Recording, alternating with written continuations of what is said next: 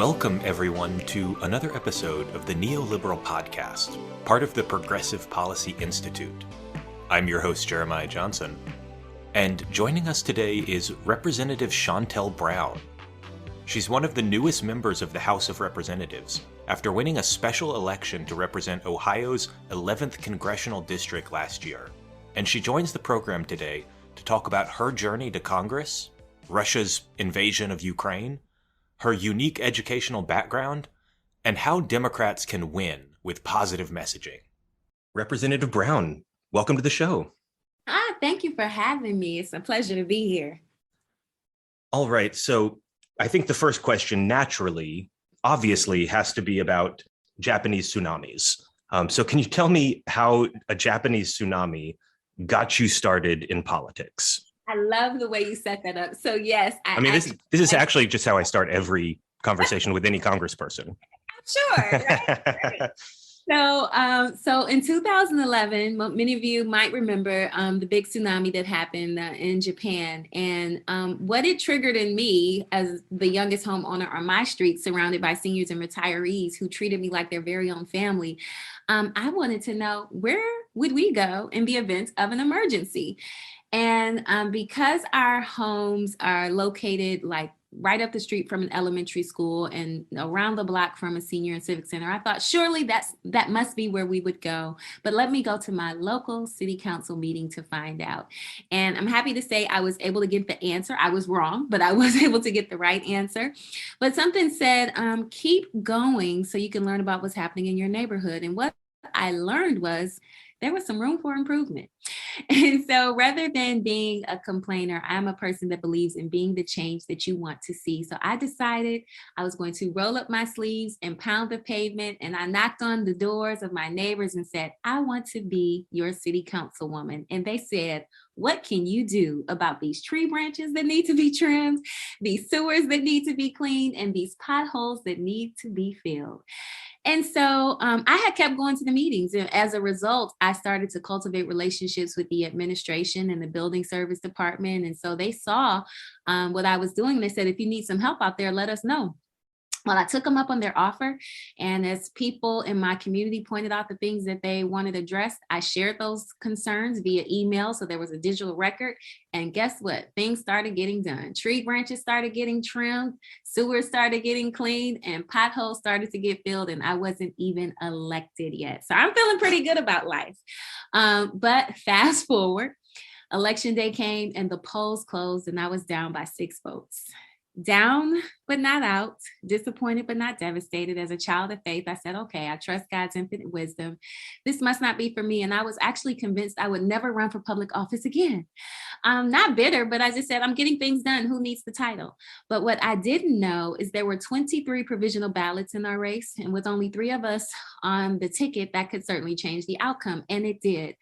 11 days later, I learned that I had won by 7 votes. I went from being 6 down to up by 7. And as a child of faith, 7 represents perfection, completion, and God. And so I often credit this journey of public service to his divine intervention, grace, mercy, and favor. And I am very intentional about calling it public service because of my journey. I know that I am here to serve the people.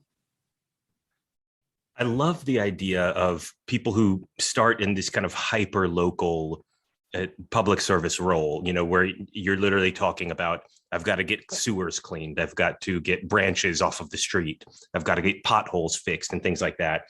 But it does seem like a long way from that to running for Congress and all of these gigantic issues that Congress has to grapple with that are almost inhuman in scale. The scale is literally so large that you lose the humanity of what's happening sometimes because it's a $1 trillion number on a budget.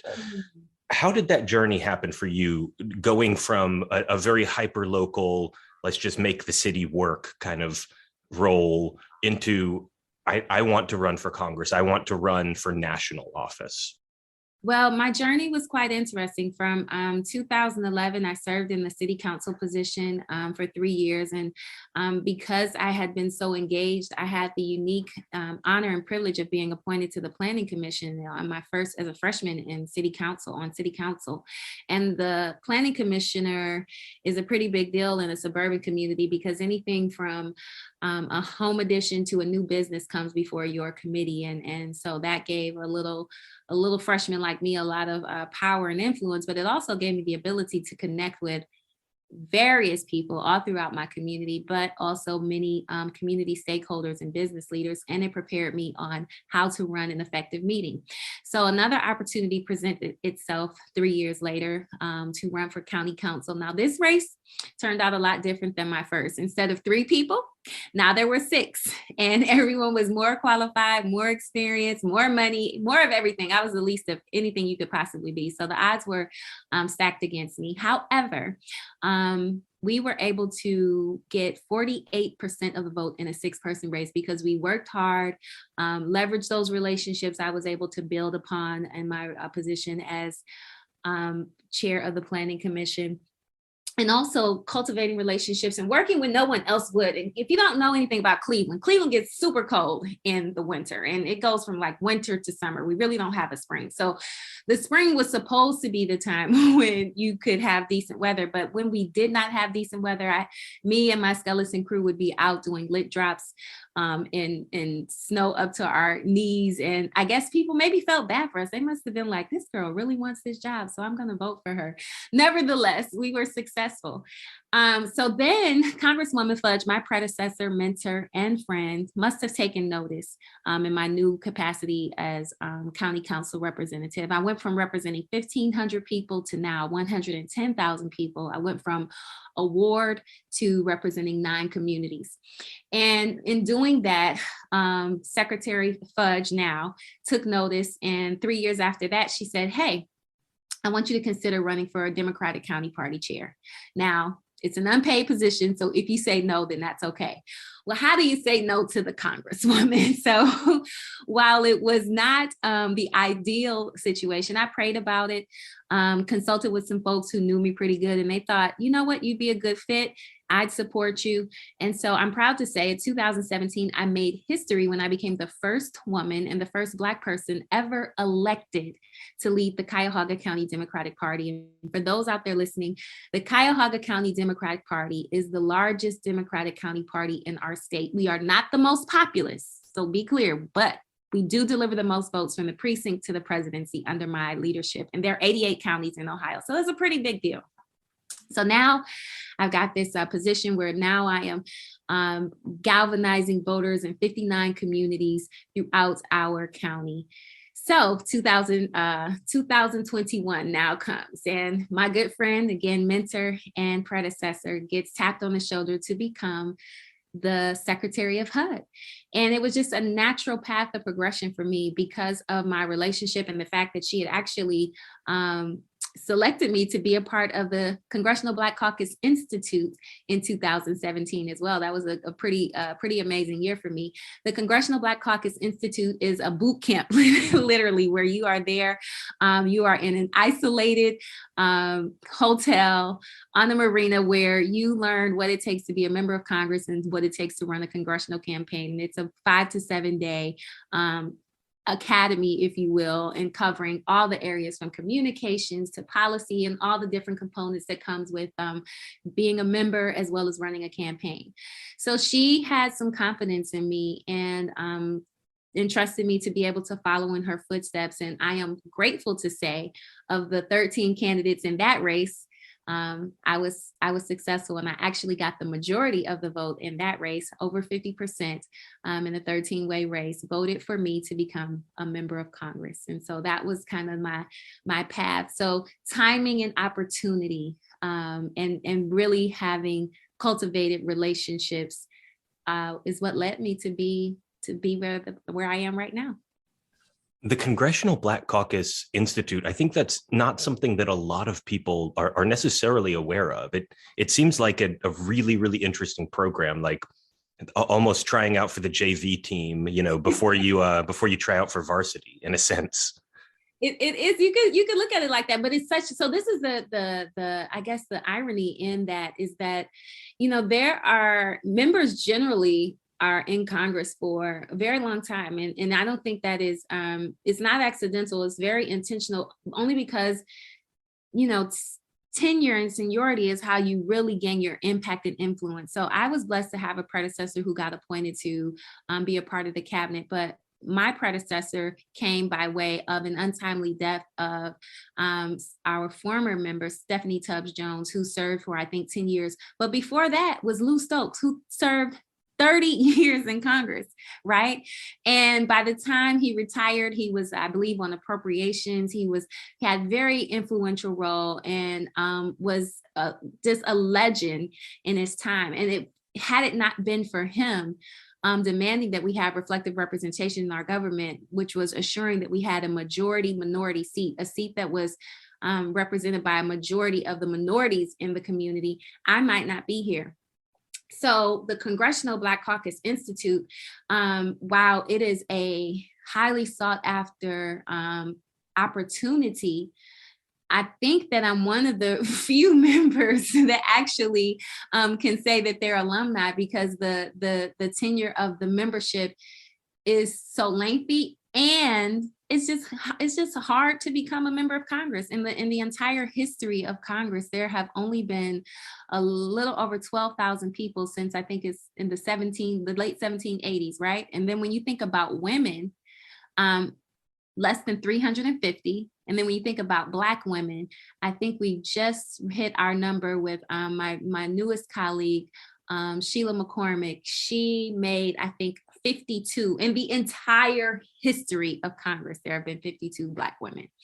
So this is a unique opportunity. So I think the greater benefit is not necessarily becoming a member, but I can attest to the fact that many of the people that have gone through the CBC Institute have become either staffers, or they have become powerful campaign managers, or they've become lobbyists. They've done some great things, but actually being able to matriculate to the program to become a member of Congress, I think is a rare accomplishment that I am proud to be able to say that I was able to do. One thing that I was reflecting on as I got ready to do this interview was that when you become a politician, you don't always get to choose the issues that are going to define you. And this could be at many different levels and in any different time period or party. Someone might come into office thinking that they're going to have these great economic plans, and then all of a sudden a recession hits and their tenure is defined by the recession instead. Someone might want to focus on domestic policy, but instead there's a terrorist attack. And I was thinking about this because I thought, there's no way that when Shontel Brown decided she was going to run for Congress a couple years back, that the territorial integrity of Ukraine was in her top 5 issues. But it is something that's been thrust into the spotlight now. It is perhaps the most important geopolitical event that's happened in decades, Russia's invasion of Ukraine. So what has it been like kind of for Congress to have this thrust upon it? Practically in your 3rd or 4th month in Congress, something that I'm sure you weren't counting on being a defining experience of your first term, but now it's here. Yeah. So I appreciate that. Certainly, and especially the context in which you presented, it is something that has now become a very high priority and very sensitive subject, just because of the fragility of our democracy as a world, and the entire world is watching and has their eyes on Ukraine, and have been united by what's happening in Ukraine against Putin. And I'm careful to say Putin and not Russia, because there are many folks that have demonstrated that people in Russia aren't even in favor of this war. And so this is something that has ironically created this unity with in Congress with both chambers, the House and the Senate, as well as both parties, because the reality is this is not just about Russia and Ukraine. This is about democracy versus autocracy. This is about peace versus war. So this is about our freedom, essentially. And so the world is gripped and watching.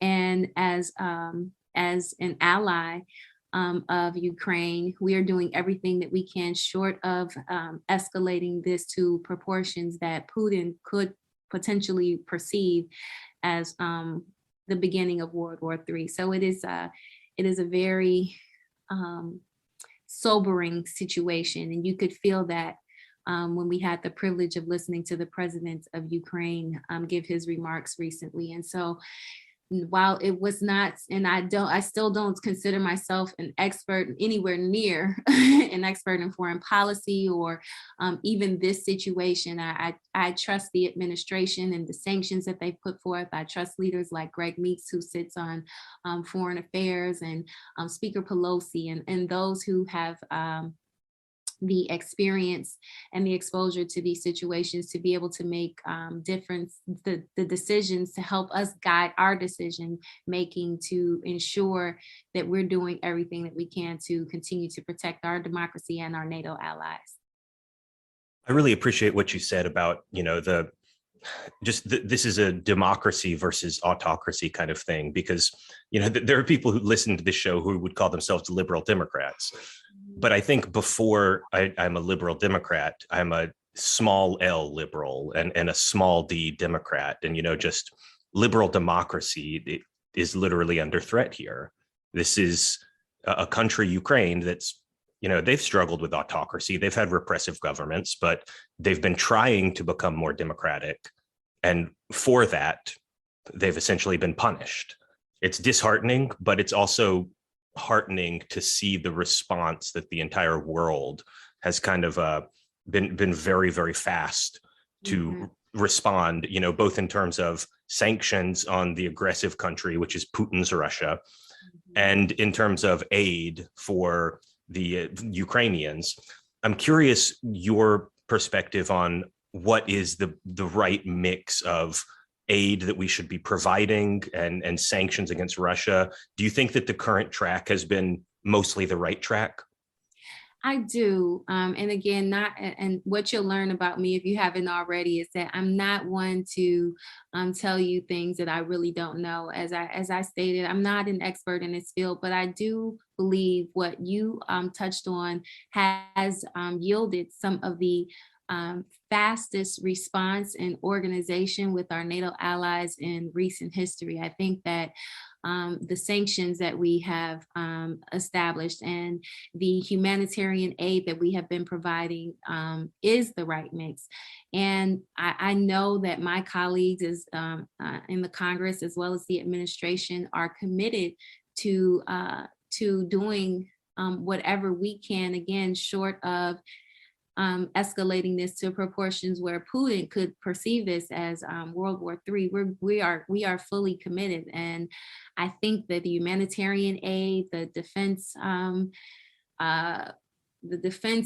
investments that we've made to help Ukraine are really the right way to go. And so this is the other thing that I think people should also appreciate. Ukraine understands the unique and difficult position that the United States is in, and has really demonstrated tenacity, perseverance, bravery, and courage, and saying, look, we'll fight, we'll fight our own war. Just give us the things that we need, right? And so we have been doing that.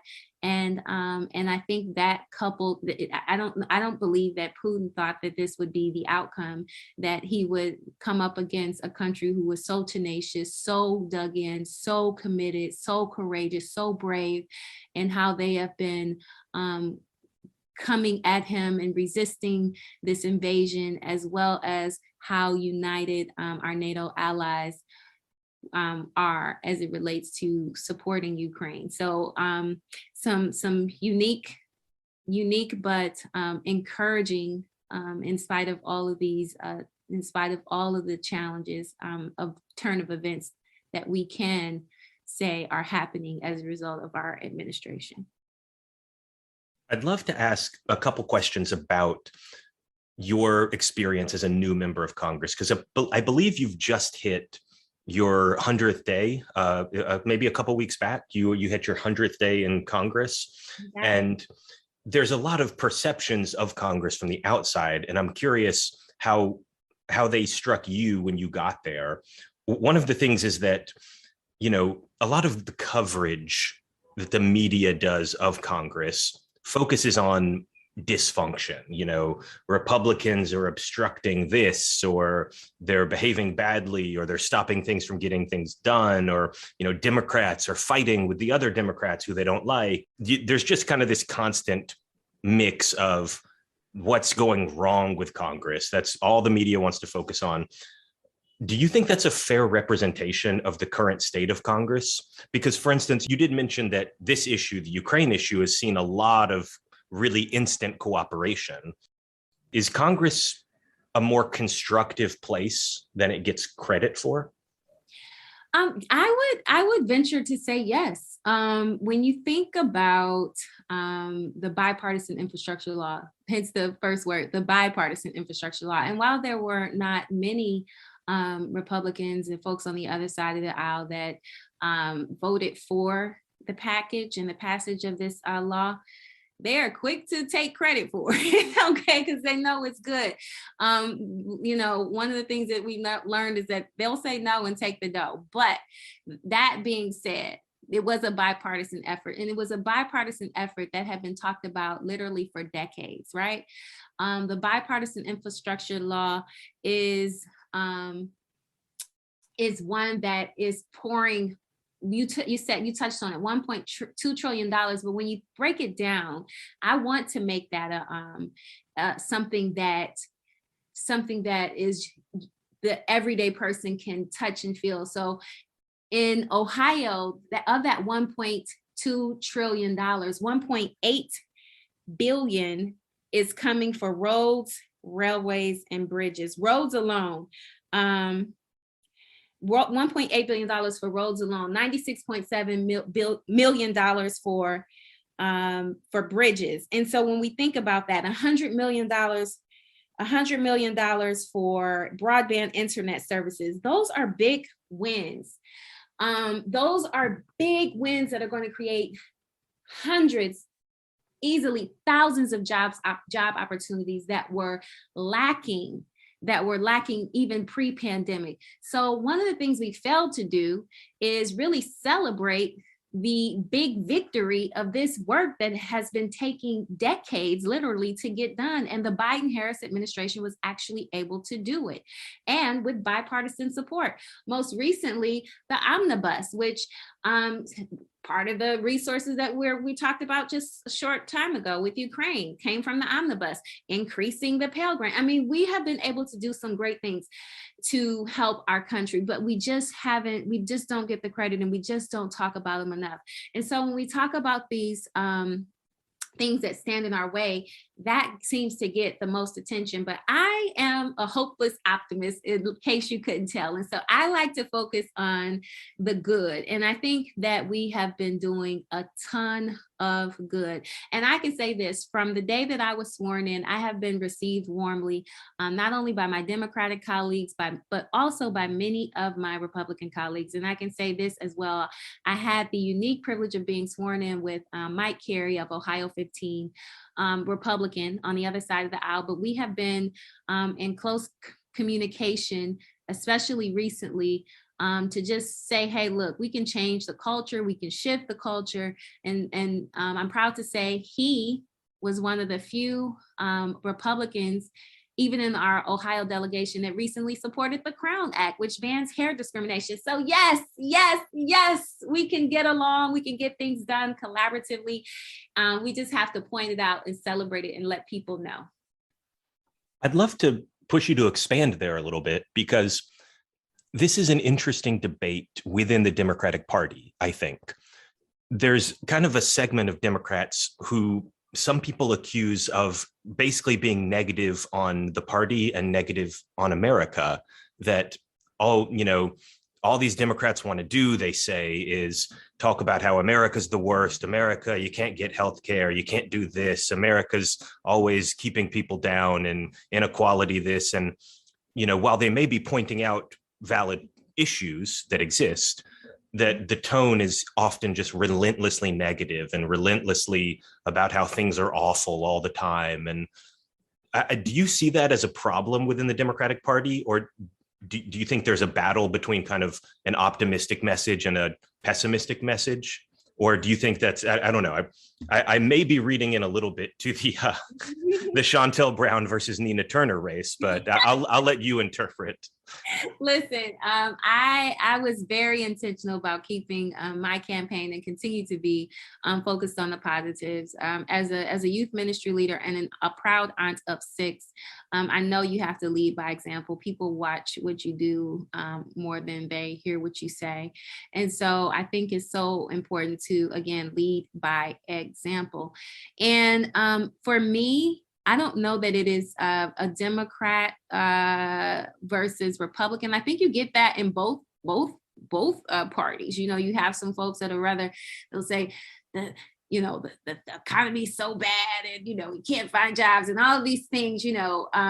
And it just depends on the messenger. I think it all depends on the messenger, and it depends on your perspective. And for me, if I went into my job as a member of Congress with a defeatist attitude, like, what would I get done? Like, I think it is so important, again, as a person who is deeply rooted in my faith, I know that our words have power. You can speak things into existence. And so I think if we, and I'm not saying that to be overly simplistic, but I think it does have an impact on our outcome. And so I walked into the halls of Congress expecting to carry the same energy that was successful for me as a local legislator. While I'm a proud leader of the Democratic Party, I understand that it takes both wings to fly the plane, right? So if I have to work across the aisle to get things done, that's what people are trusting me to do for them that don't have a seat at the table. And so I can't let my personal issues or partisan politics stand in the way of progress. I am so committed to that. And just by virtue, again, of the way I came into this public service position, I am often reminded that I work for the people. And so it's not about me. It's not about me getting a headline or attention or a soundbite. It is about me being effective, making headway, and providing solutions. During your first month in office, you said that your first few weeks in Congress were like drinking from a fire hose. Yes. I'd love for you to just elaborate on that. Like, is it just the sheer amount of information you have to absorb at once? What are the kind of things that are shooting out of that fire hose, and how have you held up, 3-4 months later? So it's still like that some days. The days, no day is the same. I should say that. No day is exactly the same. And it's a lot of, yes, taking in information, getting to know folks. The thing that I think people sometimes don't give enough credence and credit is the fact that there are 435 members of Congress. And in order for anything to get done, you've got to get 217 people to agree with you. And so getting to know folks, figuring out who's who, and more than half the time I've been there, people are masked. So you're like, okay. And so getting to know folks, trying to get to know the work, entering committees, preparing for committees, preparing just to make sure that you're prepared for interviews, even like this, just understanding your having knowledge about Ukraine and Russia when I don't sit on foreign affairs, and being able to absorb the information from the briefings, hiring staff. When I started, I only had bless Connor's heart. He was my press secretary, my comms director, my assistant, personal assistant. He was my part-time scheduler. He would drive, like he was doing a legislative director, like he was doing all the things. And so, and then we had my chief of staff who was trying to help get him staffed up. So, and he still fills many roles. So we're not fully staffed, but we're getting there. So, there's a myriad of things that goes into this. And then the travel, you're back and forth, you're in the district, you're in DC. And then I've had the good fortune of being able to go to some select events. I was able to visit Selma as we continue to fight for voting rights. It was the first commemoration of Bloody Sunday without John Lewis, 57 years since that Bloody Sunday March. And so being able to attend that, where our vice president gave remarks along with several members of the cabinet, that was quite an experience. But there's been a number of things that I've been able to do by virtue of this position, but it takes a lot of preparation and a lot of time. And so, but I feel like this is my zone and I love it, and I want to keep doing it. One of my favorite tidbits about you, when you're doing research on someone, you know, you're trying to learn how to ask intelligent questions, you always do a little bit of research into their background. And I've really enjoyed kind of learning about your non-traditional educational path for a member of Congress. You have an associate's degree, but you have not yet finished your bachelor's degree. And frankly, it's interesting to me because, you know, 96% of members of Congress, I think is the current statistic, 96% have a college degree. But if you look at the US population of adults, only 38% of adults in the United States do. And we certainly all think that education is good, and it's good when people have lots of education.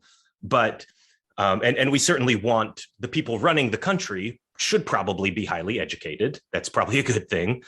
But are we in danger of missing something when everybody in Congress has a college degree, and mostly all went to like very prestigious colleges? You know, the most prestigious colleges are going to dominate in Congress.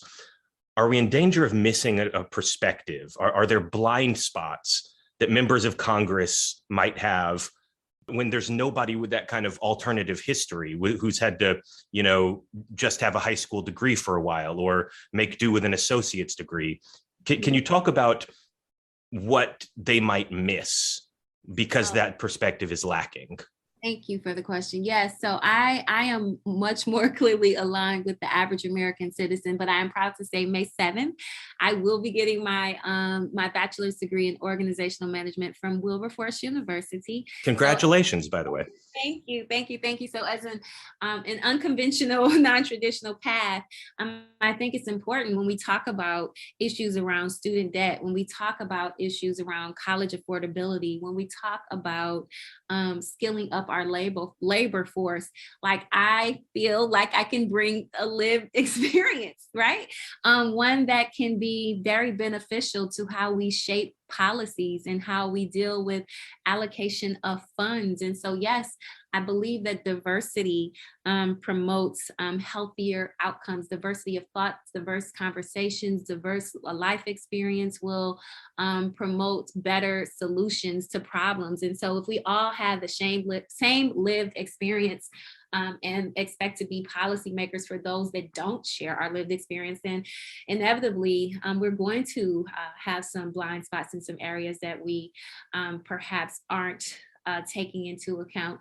And as a person who really believes and have lived from, you know, paying my way through Tri-C and understanding that, you know, online classes and for those who don't know, Tri-C is Cuyahoga Community College. So yes, I got my associates from our community college in business management, but it really was a great curriculum that was very affordable. Like I think it's an affordable alternative to put somebody on a path like myself to get their 4-year degree. And so at, you know, much more affordably, and sometimes at a pace that is easier to maintain a level of success rather than someone who might be taking on too much, who's not really readily prepared for an away from home college experience. So there's so many things that my lived experience that I think can be valuable to helping us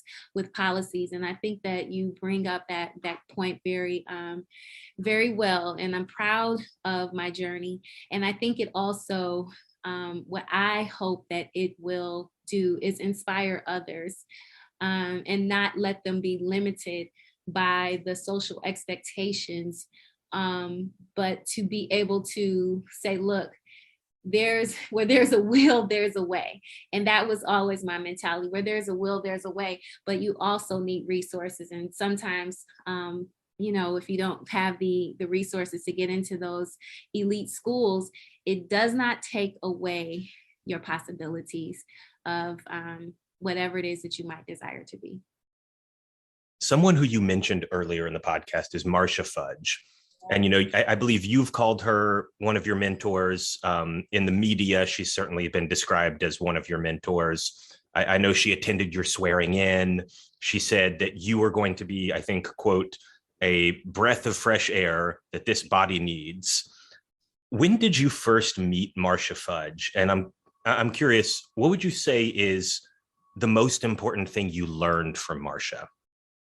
So I first met Madam Secretary Fudge when she was just a mayor here in Warrensville Heights.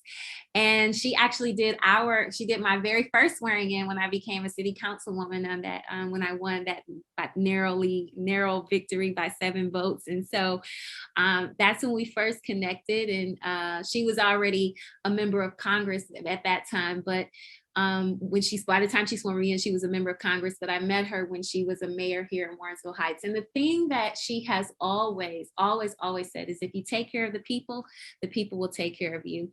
And so if you know her, to know her is to love her. She is absolutely brilliant. Again, a person who never sought to make headlines, but always sought to make headway, always putting the people first, humble, but very, very smart, policy oriented.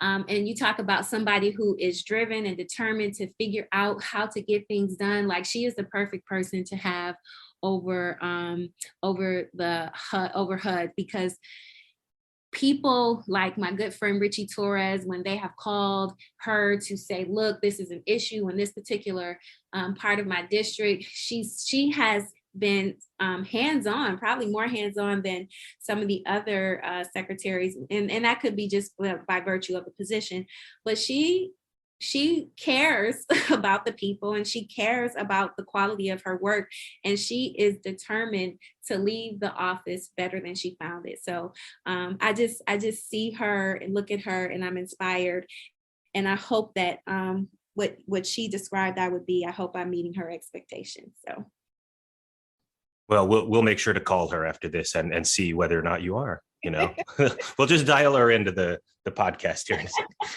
That would have been a great trick, by the way, if I was actually about to do that. This is Their Life. Do you remember that show? That would have been one of those. Oh, man. Well, we've got a little bit of time left. So I want to take a turn towards the future in what must be a really, really frustrating development for you. It is still unclear exactly what district you'll be running in, and what the district is going to look like. Because, as you're preparing for re-election, Ohio has still not gotten its maps drawn. And I pulled up some headlines that I'm just going to read here. These are from today. And we're recording this on the 22nd of March. Ohio Redistricting Commission adds 2 new map makers. Ohio Redistricting Panel charts its course to a 4th map proposal. Ohio Redistricting Commission hires outside map makers to redraw state line. Like, I don't really have even a question here other than what's going on here? Okay, the maps are incredibly frustrating.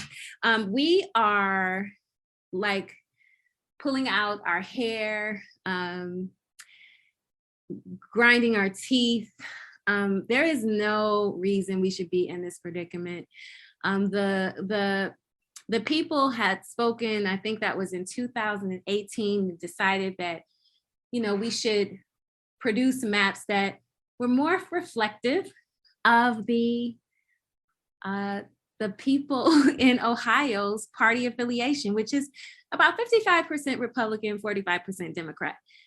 So if we're looking at the current count, which is 16, we should be somewhere more like 8 and 8, 9 and 6, worst case scenario, but we lost a seat due to the census.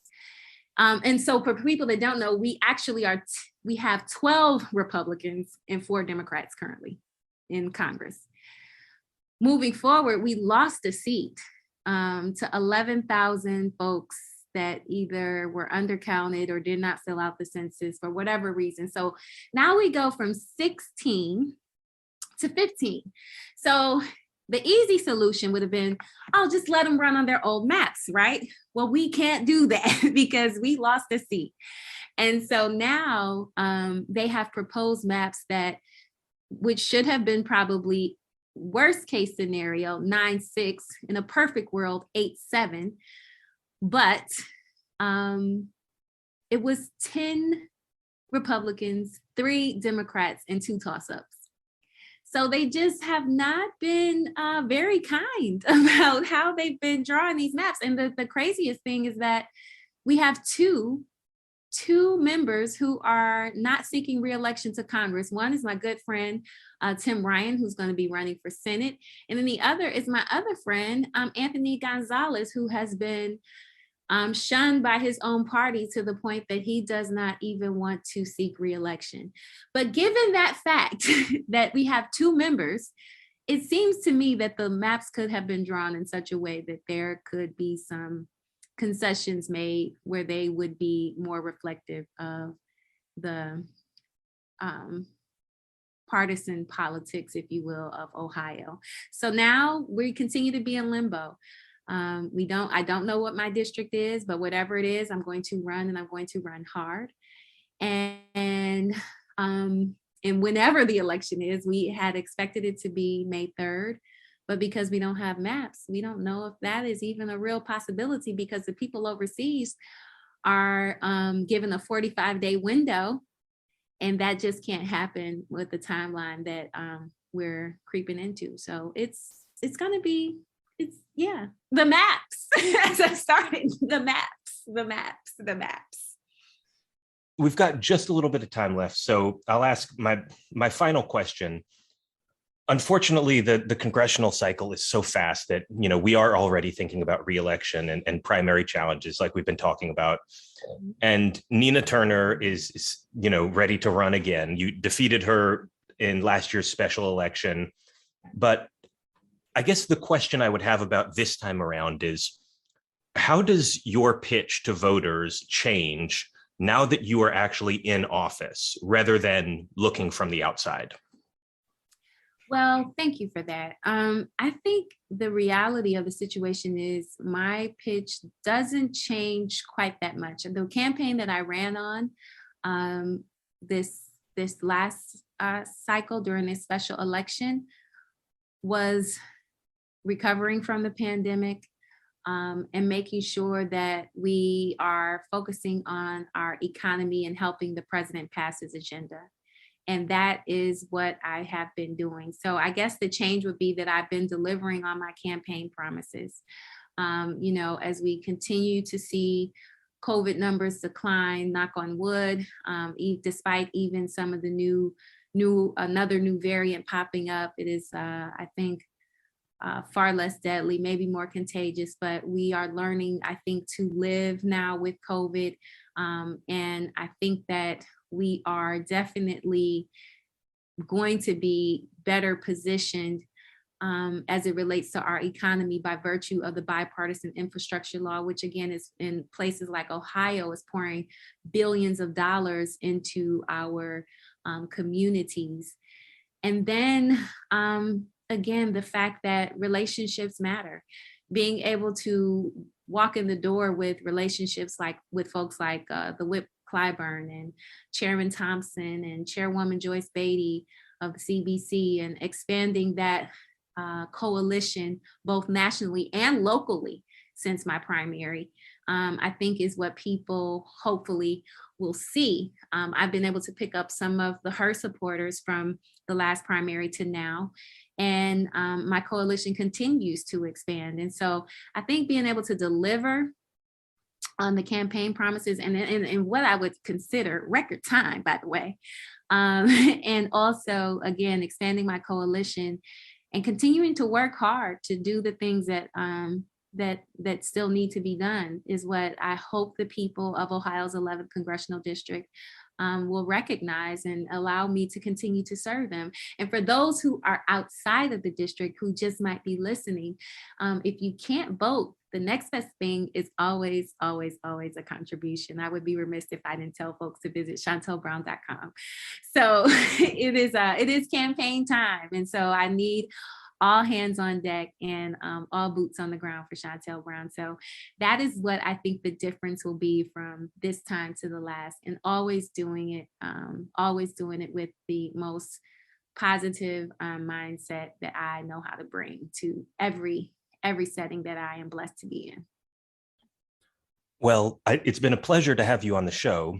I want to say congratulations on your upcoming graduation. And I want to say, of course, I look forward to seeing you in Congress for many years to come. I'm very sure. Representative Brown, thank you so much for coming on the show today. It's been my pleasure. Thanks for having me.